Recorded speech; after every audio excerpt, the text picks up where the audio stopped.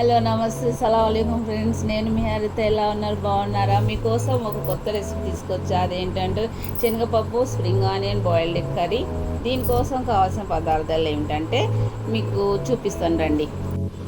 Spring onion ఒక కటోరా, ఉల్లిగడ్డలు ఒక కటోరా, ఉడకబెట్టుకున్న శనగపప్పు ఒక కటోరా, 2 టమాటాలు, కారం, ధనియాల పొడి, జీలకర్ర పొడి, గరం మసాలా, కరివేపాకు, బిర్యానీ ఆకు, పచ్చిమిర్చి కట్ చేసుకోవాలా, కొత్తిమీర, 4 గుడ్లు ఉడకబెట్టుకొని పక్కన పెట్టుకోవాలా.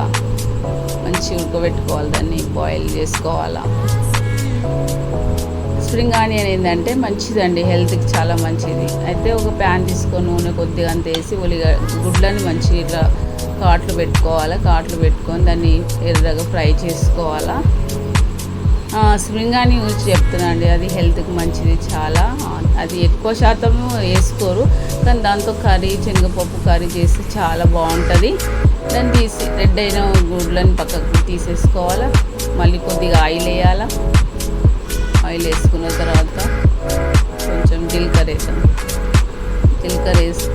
జీలకర్ర మంచిదండి, అన్నిట్లో వేసుకోవాలి. జీలకర్ర మంచిది, మనకు చలవనిస్తుంది శరీరాన్ని. 2 బిర్యానీ ఆకులు వేసేసేయండి, పచ్చిమిర్చి వేసేయండి. మనం తరిగి పెట్టుకున్నాం కదండి ఉల్లిగడ్డ, అది కూడా వేసేసుకోండి.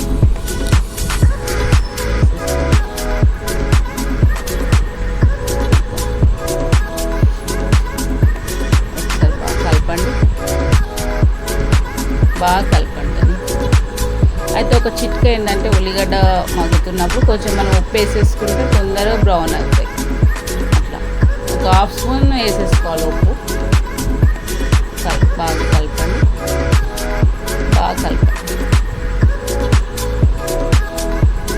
మళ్ళీ మనం కరివేపాకు కూడా సన్నగా తరిగేసుకోవాలి, మంచిగా ఉంటుంది, నీట్గా అనిపిస్తుంది కర్రీ.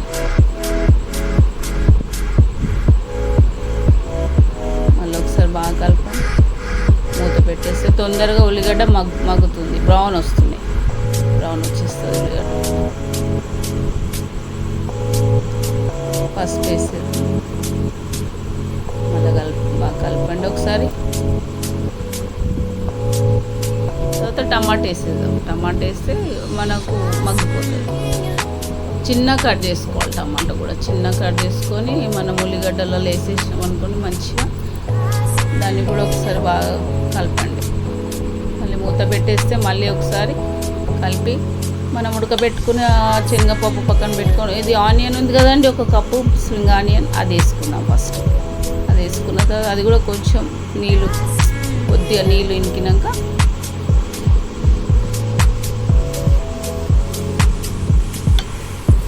మళ్ళీ కొంచెం మూత పెట్టేద్దాం.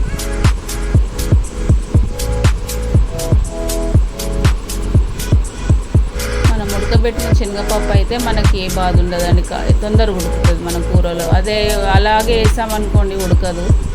దాన్ని వాటర్ పడేయొద్దు, కొంచెం దానికి సరిపడా ఉడకబెట్టుకోవాలి. అదే వాటర్తో మనం కూరలో వేసేయాలి శనగపప్పు. కలుపుకుందాం, మళ్ళీ ఒకసారి బాగా కలిపేద్దాం. తొందరగా ఉడికిపోతుందండి, పప్పు ఉడకబెట్టింది కాబట్టి తొందరగా ఉడికిపోతుంది. మూత పెట్టేద్దాం. కారం, పసుపు, ధనియాల పొడి, జీలకర్ర పొడి అన్నీ వేసేద్దాం. ఒకసారి ఉప్పు వేద్దాం కొంచెం. దాన్ని మళ్ళీ కలపండి ఒకసారి. ఇది బాగుంటుందండి, రొట్టెకి అయితే, పుల్కాస్కి చాలా బాగుంటుంది, అన్నానికి కూడా బాగుంటుంది. Tasty curry. చూడండి, దగ్గర అయిపోయింది. కొన్ని వాటర్ వేద్దాం, మనకు కొంచెం నీరులా ఉంటే మనకు అన్నం కలుపుకోవడానికి బాగుంటుంది.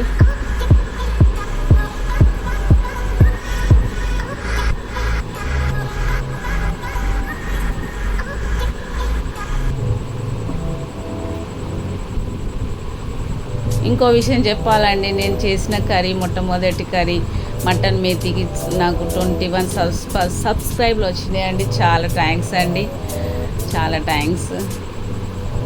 నా వీడియోస్ నచ్చితే లైక్ చేయండి, షేర్ చేయండి, సబ్స్క్రైబ్ చేయండి. చాలా థ్యాంక్స్ అండి. ఎగ్స్ వేసేసినామండి. అందులో కొంచెం గరం మసాలా వేసేద్దాం.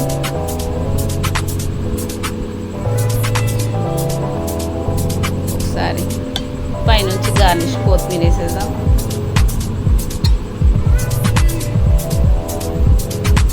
అయిపోయిందండి కర్రీ. ఒక బౌల్లోకి తీసేసుకుందామండి. చూడండి ఎలా ఉందో కర్రీ, కలర్ ఎలా ఉందో చూడండి ఒకసారి. ఈ కర్రీ శనగపప్పు కర్రీ చేశాను కదండి, దానికి పుల్కాస్ బాగుంటాయి. నేను ఒక అరగంట ముందు పిండి తడిపి పెట్టుకున్నాను, దాన్ని పుల్కాస్ లాగా చేస్తున్నాను. చూడండి రౌండ్గా. పుల్కా నూనె పెట్టొద్దు, నెయ్యి పెట్టొద్దు, ఏది పెట్టొద్దు, ఊరికే పుల్కానే.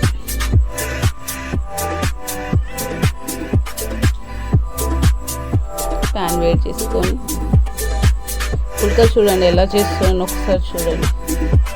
ఇలా చేస్తే మంచిగా పొంగుతుందండి పుల్కా. చూడండి ఒకసారి. అది అలా వేసేసుకోవాలండి. అయిపోయిందండి పుల్కా.